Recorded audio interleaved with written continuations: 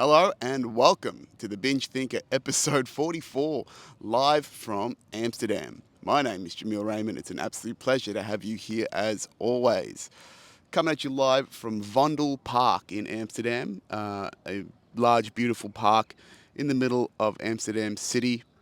I picked a nice picturesque spot by one of the lakes that they've got here, but behind you, dear listeners, if you are on the YouTubes, on the interwebs, is just a bustling park full of people. It is a Friday afternoon while I'm filming this, so people are relaxing into their weekends. It is St. Patrick's Day here, I believe. Well, I think it's St. Patrick's Day everywhere.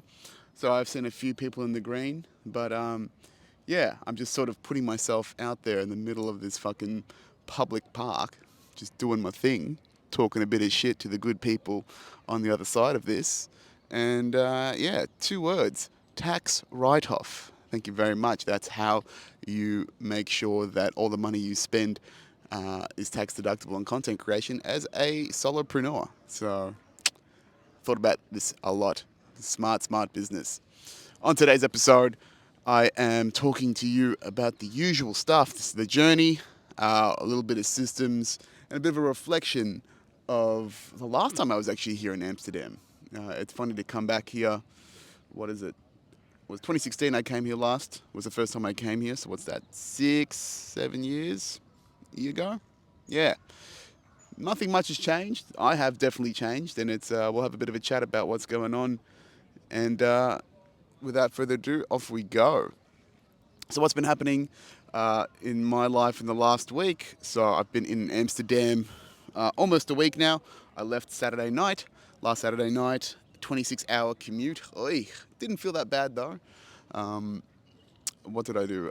26 hours. So 13-hour flight to Dubai, 3-hour stop over there, and then Dubai to Amsterdam. So good thing about me, my brain just knows, I don't need to be around for this shit for most of the flight. So I did a lot of sleeping, only watched a couple of episodes of stuff. Like I really just zonked out. I really don't know what I did. But given that I had a pretty hectic week previous to that in the lead up, just getting shit done, it's probably good for me, right? To get just a bit of Z time in the, what is it? What's that word I'm looking for? Purgatory. That is air travel. It is a bit of purgatory. You can't deny it. Yeah, still adjusting to the time difference. I thought I was pretty good with jet lag, but I'm a little bit tired. Not quite adjusting, getting tired in the middle of the day. Body's waking me up anywhere between 4 in the morning and 6 in the morning, which is actually pretty good to maintain my usual schedule that I had back in Australia. But it doesn't really help for things like, enjoying the nightlife. I definitely feel like a much older man this time around. What's going on here? We got some dramas. Here we go. Yeah, so like, just so you know, I am in a park. I'm in a very large public park, and so people are walking around me doing bike tours. People are wondering what the fuck I'm doing, talking at you guys. But I thought it'd be a fun experience, you know.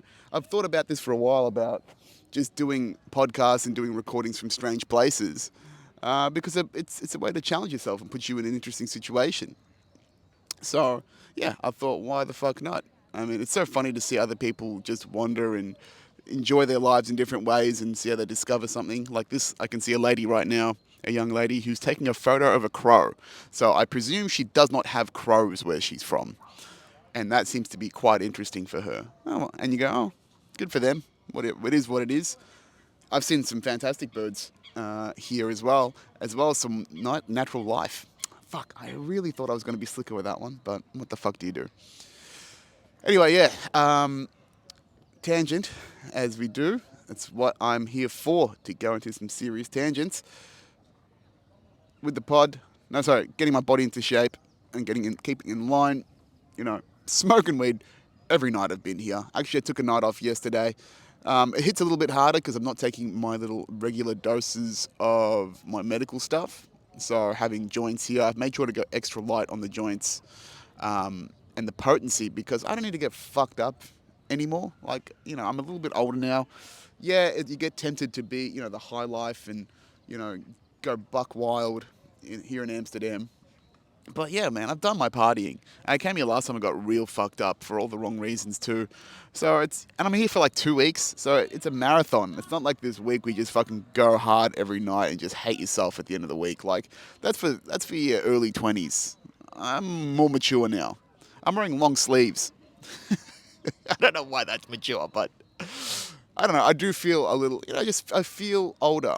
I'm currently traveling for work, as you know, with Cisco, um, as part of this Perfect 10 initiative. It's been a great week getting to know the team in Amsterdam and understanding the business more broadly. I've been traveling with a lovely lady called Ali, who is a junior rep in her team based in the US. So we've been spending the week together, doing Cisco activities and meeting the team and collaborating with them and learning best practices. And we've been having a couple of nights out, which has been nice. Yeah, it's been so far so good, but I've got to keep it tame because I only have so much dopamine in my brain for 3 weeks of traveling, right? So taking it slow, not hitting it hard every night. I think the latest I've gone to bed is like 11, and I was in bed just chilling out doing fuck all. Like I'm still keeping my old routine. And I'm sure it'll get more wilder once I'm off the corporate budget because right now Cisco's paying for my house, my accommodation and all my food and stuff. So I do feel like I need to be a little bit more straight and narrow while I'm on the company dollar. But when I'm on my own, let's fucking go. Just watching people look at me wondering what the fuck I'm doing. Ah, fuck it. Let the NPCs watch. Anyhow, so yeah, that's been my week so far. It's been a lot of fun. Um, I tell you what, like you realize not how fragile you are, but being in a different place and trying to maintain like a holiday sometimes doesn't feel like a holiday. I mean, it's not really a holiday. I am working technically. I'm being paid, but I think just being so comfortable in a routine sometimes you just feel a little bit off kilter. I don't feel quite 100% being here. I've kept on my as much as my routine as possible. I'm still training every morning. I bought my supplements. Trying to get better sleep. Yeah, I just think a change of environment doesn't mean you can perform at your best or you feel the sharpest all the time. But that doesn't really matter. Like you shouldn't have to worry about peak performance all the time. That's just me and my obsessive mind. As far as the solopreneur journey goes, was a great week. I did last week. I talked to you about pitching my sales course to the VP of Global Sales. Did that on Tuesday. Very happy to say that they quite interested in what I've got to offer, which is great. It's early days. I got to present to Marcelo, who is the VP of the global sales business. It's about 2,000 employees, and that's what I won my prize for, top sales in that organization. So I'm in the top three of specialists in this business of 2,000, or at least for Q1, right?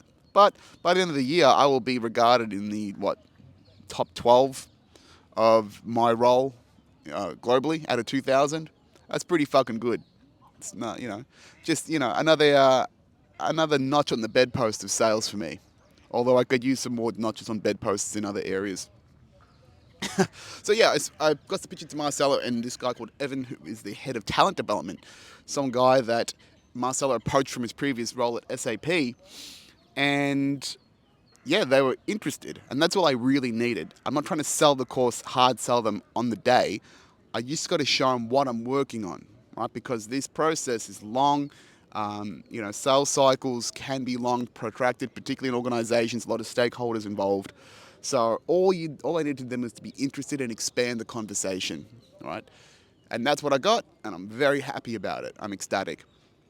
So connected with Evan, I'll probably catch up with him in a couple of weeks and his team about what I can do to utilize some of my content in their best practices, in some of their enablement in their courses and what they teach their next generation. Something that I was really interested in here is understanding what the CSAP is. The CSAP is it's like their own baby academy for Cisconians, for grads that want to get into the tech industry and into Cisco. So by doing that, by meeting these kids No, shouldn't call them kids, but they're all in their early 20s, right? Compared to me, I'm like, these guys are fucking fetuses.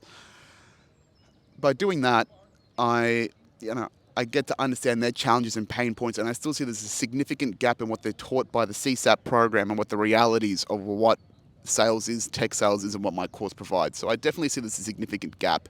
I also got to talk to a few people and a few other account managers and my colleagues here in Amsterdam about their challenges, and it's all the same. It's all the same challenges. They don't feel like they're prepared. There's so much more knowledge that they need about business and strategy and communication that again just keeps reinforcing this idea of what I've got, has got some potency here. So again, I don't know if I've given myself the fullest pat in the back because I've just been in not survival mode, but I've been on game. I got my game face on by being on the corporate dollar for a bit for this week. I think I'll relax and really reflect on how nice that step is. The fact that I could be projecting this to a global business, this course, very early on. Pretty scintillating stuff, guys. So as always, I'll keep you posted on that, and we shall, we'll see how it goes. If it pans out, great. If not, I'm sure that I will at least get a lot of the salespeople and a lot of my target market that are inside Cisco interested in buying the course direct, because that's the intention here. I don't really care to be a corporate shill. Well, that sounds a bit harsh, but I don't really intend to be someone that is just spending all of their time training corporations and people that don't want to be trained and don't really care about what they're doing, and being that guy, facilitating that. I'm trying to get the hungry hunters, the people that want to get better, and are willing to invest in themselves just like I have. And there's plenty of people like me around.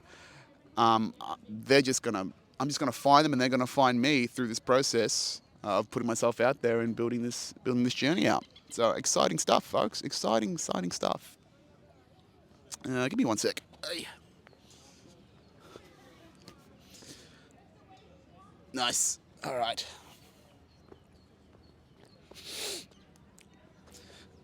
Got paranoid again that I wasn't recording, but it wouldn't be a podcast episode without me getting paranoid about it being recording. Ay. Now I'm uncomfortable on this tree. So yeah, that's the journey. I want to keep this one light, pretty straightforward, because hey, I'm on holiday, bitches. So, systems. Let's talk about systems. Today's system is about exercise. They're talking about the big four of your physical systems, the four things that you should understand about yourself, your four micro ecosystems inside your physical being that you should optimize for peak physical health. That also leads to mental health, which also leads to spiritual health.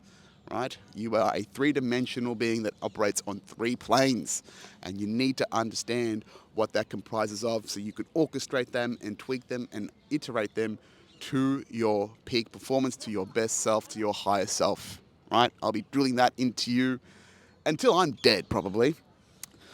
All right. Which will be a long time because I keep optimizing these systems, and I reckon we're living to 100 until, climate change or the nukes drop. But presuming that doesn't happen, best case scenario, I'm going to crack the ton pretty easily, I reckon. So anyway, talking about physical systems here, exercise. So exercise, absolutely important. You need to move your body.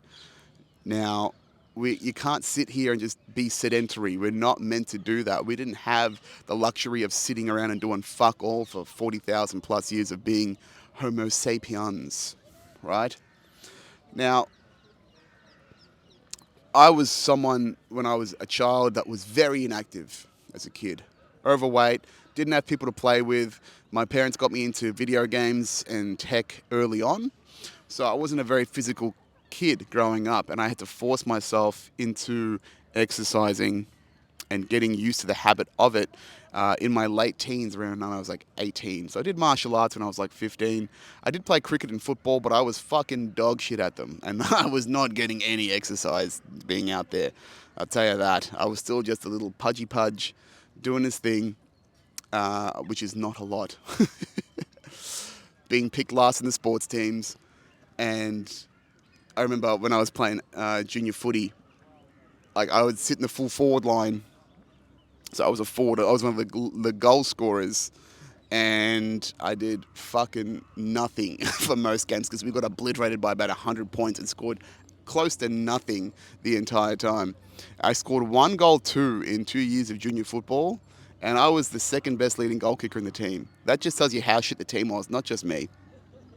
But what they used to do was I used to knock, the centers, the backs, they would get, dirty because they would actually be doing work, and I'd be doing fucking nothing in the goal square, doing fuck all because the ball was never going to get to me, and I couldn't be bothered running down to get it. So then they would just rub dirt on me after the game, so it looked like I actually did something. So that gives you an idea how inactive a child or inactive a person I have been growing up. And when I turned 18 and I started going in my initial journey of trying to work on myself, I had to integrate exercise. And lifting weights wasn't too big a deal because, you want to get big and strong and that's the thing you want to do. You want to become a fucking big, juicy boy like I am now. I'm fucking feeling thick as fuck, to be honest. Eating well, lifting for hypertrophy, having my hormones nice and optimized after the bicep rupture. I'm pretty sure mass-wise, I'm like physically, I'm back to where I was, if not better than what I was pre-injury, which is fucking great. But yeah, so with exercise, yeah, you've just got to put yourself into it. So lifting weights, resistance training, and cardio. That's what I do. 6 days a week at the moment. I do 4 days of resistance training and 2 days of cardio. Now, the thing is, I want to talk about with exercise is it doesn't really matter what you do to start with. If you're someone that needs to just get off the fucking couch and do something, get off the fucking couch and do something, and make it something that you enjoy. Because one of the things I remember when I started to have to force myself to get into exercise was not suffer through the process. Right? You shouldn't have to suffer through these processes. If you're working hard enough, your brain should be so distracted by the strength, the strenuation, and the effort involved in exercising that it should just blank you in some way. But if you're hating the process of it, don't do it. It took me a long time to get into cardio because I was always afraid of it because I never ran as a kid. I was always the slowest kid. I had weak ankles, bad feet. I was just a fucking physical mess. And so I had zero cardio and I had to force myself to get good at it. And it definitely was it gave me the most anxiety getting into cardio. And now I don't even run. I just do 1 hour sessions of just like rolling hills, like with varying incline resistance at like a fast walk. So, and that keeps me in shape. You don't have to be some sort of marathon runner. You don't have to be some fucking hard ass to keep yourself in good shape. It's mostly diet. That's why diet is the number one aspect of the systems that we're involved in here.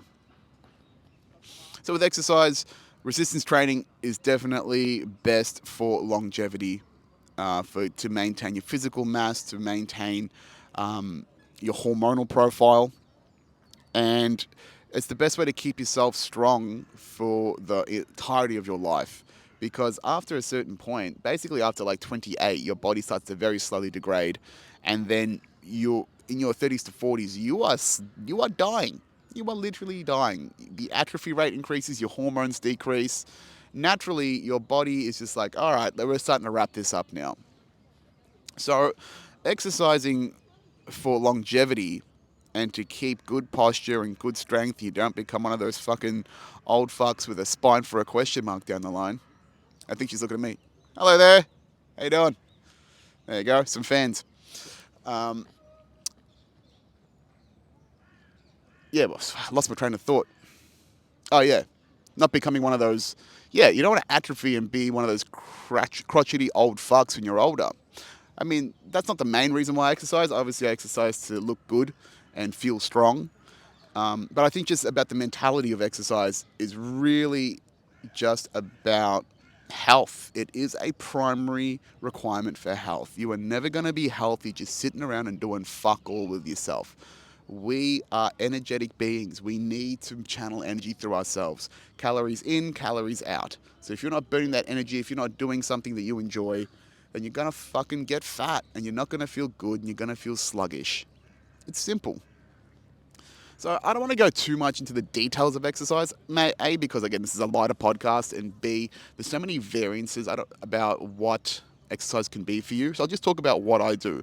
So right now, I used to focus a lot on strength training, so heavy barbell work and heavy weights. I focus a lot less on that now, particularly after this injury, and I'm just focused on looking good and feeling good.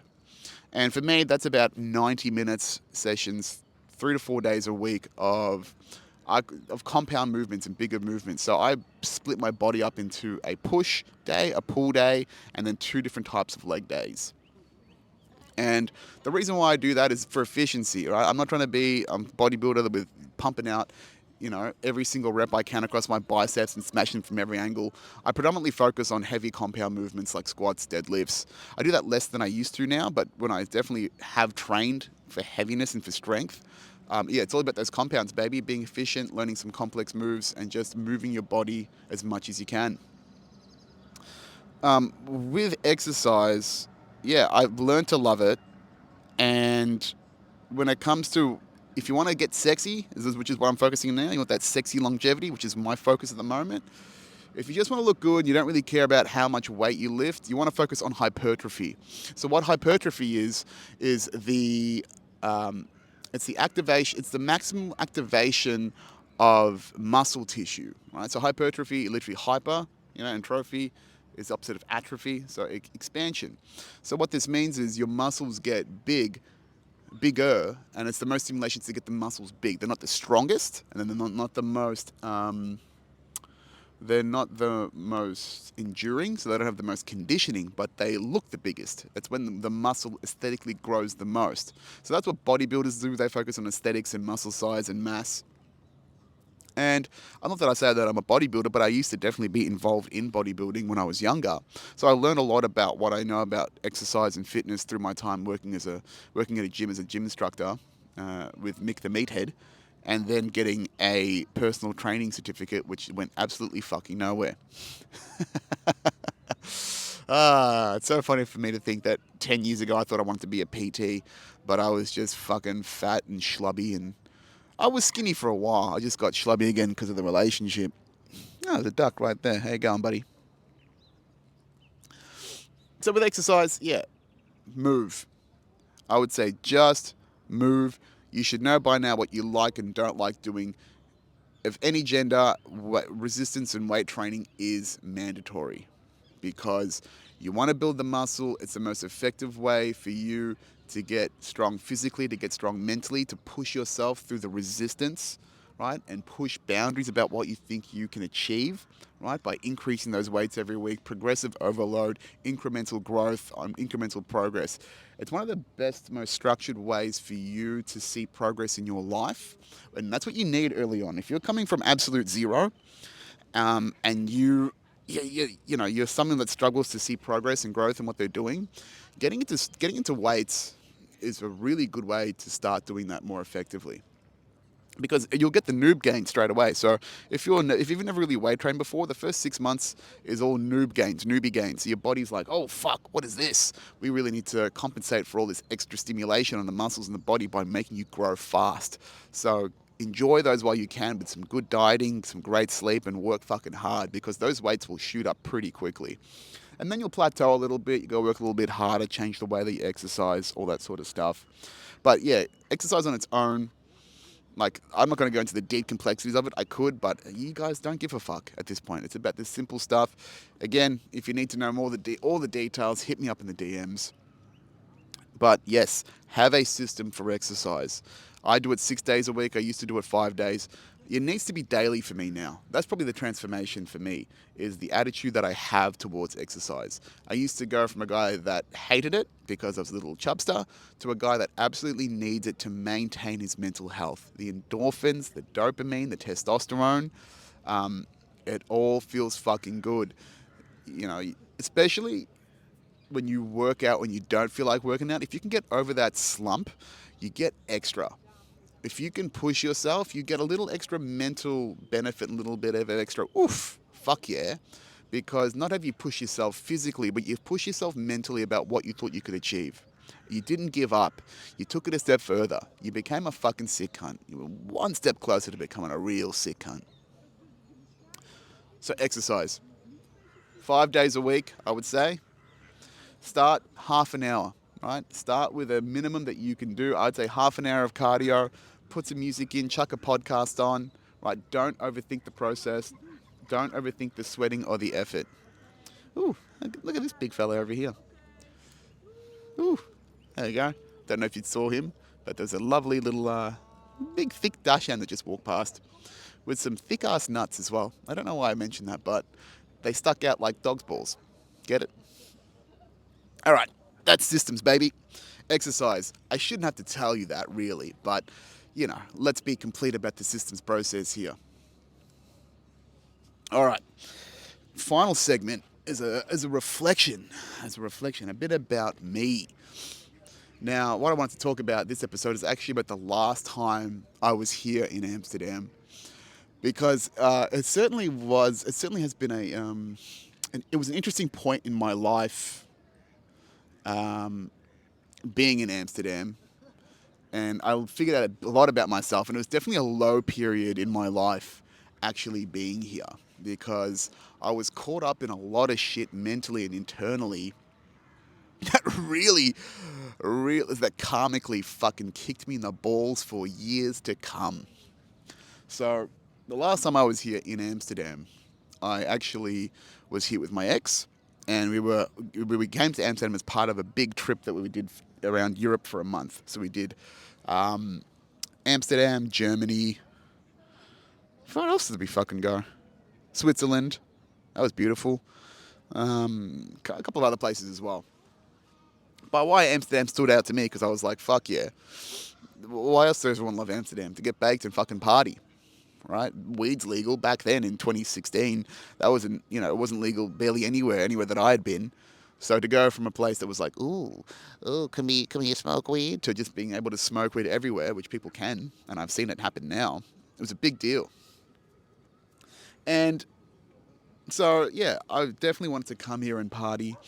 I heard about, drugs being legal, festivals. I actually went to Mysteryland, which is a great festival. That was on my birthday, 2016. So that was a highlight. Had mushrooms there for the first time at the festival. Fucking sweet, bro. So much fun. A lot of fun. So there were some highlights, but the lowlights were, at the time, previous to going to on the trip. This was the second time. Was it the second time? Yeah, that I tried to take, or that I took testosterone. Like, I took steroids, and it just did. I just failed terribly at it, and I'll explain why. So, I wanted to be big for some reason. I wanted to be big and staunch for the festival, for the holiday, which is weird because, like, I mean, why would I want to do that? I'm not trying to pick up anyone. I was there with my partner at the time. But I think maybe, from what I remember, I just probably we were having troubles in the relationship, and I think I wanted to use steroids and testosterone as a shortcut to getting fit, because that was part of our issues in our relationship, was that I'd got schlubby and there was not a lot of sexual attraction, which is very fair, but I was too much of a hurt and traumatized little boy back then to really take that shit on and work on it properly. So I think I was about 9 or 10 weeks into a 12-week testosterone cycle. So I was injecting like testosterone into my arms twice a week, about 500 milligrams, I think it was, of testcyprinate. And I was, again, seeing some results, but I wasn't eating properly. I wasn't sleeping properly. So I wasn't getting nowhere near the results that I could have gotten. And I didn't look anywhere from, you couldn't even tell I was doing testosterone. I was fucking shit at it. But one of the things so what happened was, when you take testosterone, you go on your cycle, and you have something called post-cycle therapy. And what post-cycle therapy is you're supposed to take some hormones and some medications that will balance your hormone profile after you've just jacked your body full of testosterone for an extended period of time, for about 3 months. Because what happens is, when you jack up your testosterone with steroids, it also creates a small amount of estrogen to balance it out. Men and women each, like men, like testosterone is for men, estrogen is for women, but we actually have a small amount of estrogen in our bodies as men, and women have a small amount of testosterone in women. And if we actually deregulate that, that's what causes a lot of the hormonal problems that we have in our bodies for men and women. So we get extra emotional, and you get bitch tits if you've got too much estrogen in your body. When you take testosterone, you don't do a post-cycle therapy. And if you're a woman and you have too much testosterone, you get more masculine. You get body hair, your voice deepens. You see bodybuilder chicks with giant clits and shit. Um, yeah, it fucks you up. So at this point, yeah, I was taking this cycle, and then I had some of the cycle with me, some of the post-cycle therapy medication with me. But I don't know if I didn't take it on the trip. And I don't know if I got any or not.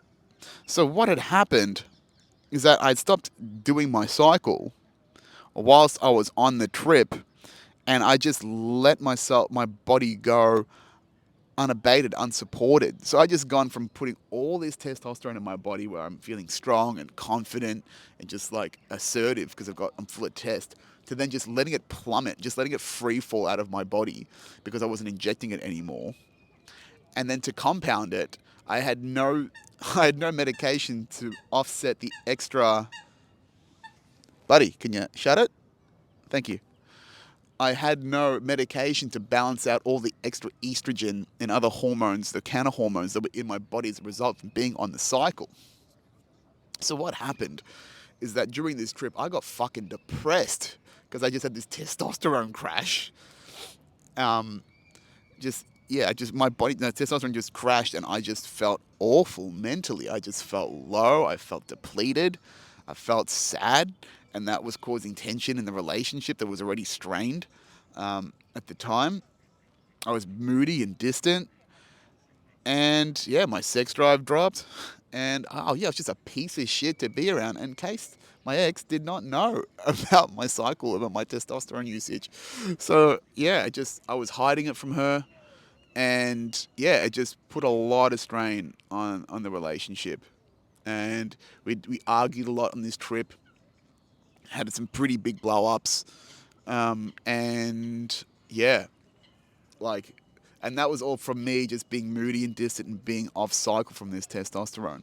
And then even worse is I got all this fucking like pretty like cystic acne towards the end of the trip because again my hormone profile was completely out of whack. So my upper body was just covered in all these pustules of acne, and and I knew it was from the testosterone, but I didn't tell my ex. And I was just sitting there, just fucking depressed. And she could see it because obviously she sees me shirtless. And I'm just full of acne, not feeling great, moody. Trying to smoke as much weed as I can on the trip. I want to get fucked up every day because, again, my mental state is not good. I'm using it as an escape. There's novelty and then there's escape, right? And at that point in time, I was definitely smoking weed as an escape. I didn't realize how much anxiety I had. I didn't realize that I probably had some sort of complex PTSD from my childhood. And I was, yeah, I did not feel emotionally secure in the relationship at all at that time. So all of those anxieties, all of that just yeah weighed on me, and I definitely was using drugs as an escape. And yeah, and you could just tell that I was. I mean, I could tell, and I think my ex could tell that I was just maybe had some sort of obsession with taking drugs back then. Um, and yeah, it's just funny to look back on that. Well, it's not funny.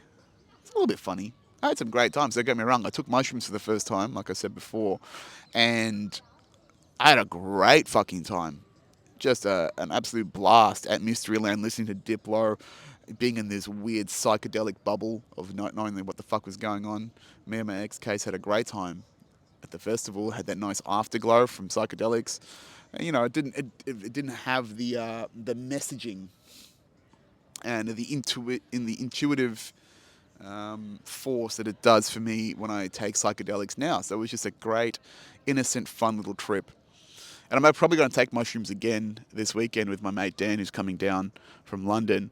And I'm a little bit skeptical or curious about me just becoming an introvert and just being like, oh God, the visions. Gaia is speaking to me. I can't have fun in the red light district because, I'm getting this deep inner knowings and these lessons from the universe when I just want to have fun and talk a bit of shit. But yeah, I think coming back here, I can't help but notice again the cycles of life. I talked about this previously, all the amazing synchronicities of my life. And after now, Amsterdam, I'm going to fucking Bangkok. I'm going to Thailand. And we also went there in 2014. So, yeah, it's funny just the way that life puts these cycles in your life. And if you don't observe them, it's hard not to observe, I think. To go to, like, yeah, if I'm going back to the same countries of all the places I could have been, I'm going back to the same places just by fate. Is it fate? I don't know. I can't tell if I'm the driver or the passenger in my own life sometimes. But it's the good thing about being here in particular, coming back to Amsterdam and recognizing that is it's just recognizing how different I am now to when I was back then. I'm a much more calm and controlled individual, a much healthier mindset. The person that I was back then is a fragment of what I am today. Fuck, I mean, I look better physically. I don't have to fucking cheat with testosterone to look better than I did back then. I don't need to take drugs to escape. I can just enjoy my space and enjoy my own company and enjoy other people. I do feel, I definitely feel a lot more mature than what I was back then. And it's a nice way to appreciate how far I've come since then. Because it definitely was a low point to just be like moody, depressed, acne ridden. Just a real piece of shit to be around, for sure. For sure. Not let alone all the issues that I had in the relationship, just compounding that on top. And I'm sure that testosterone that I had taken is what plummeted my sex drive and my natural testosterone production for years until I fixed it last year as well. So that's why I think it's funny to be here. It's almost cleansing in a way. It's a crazy little cycle that I've come through. And I wonder if I take the mushrooms, if I get, a quantum shift in my reality by, again, just entering a psychedelic gateway into what was. That just closes the cycle. That to be doing mushrooms back then and then to be doing mushrooms again here 7 years later. And is there something mystic about the number 7? Ooh, some numerologists, let me know.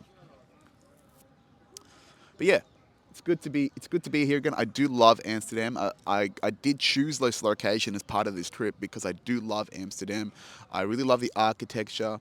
Yes, it's fun to smoke weed in public and be cool about it. I'm not going to deny that. I do love to smoke weed and get high.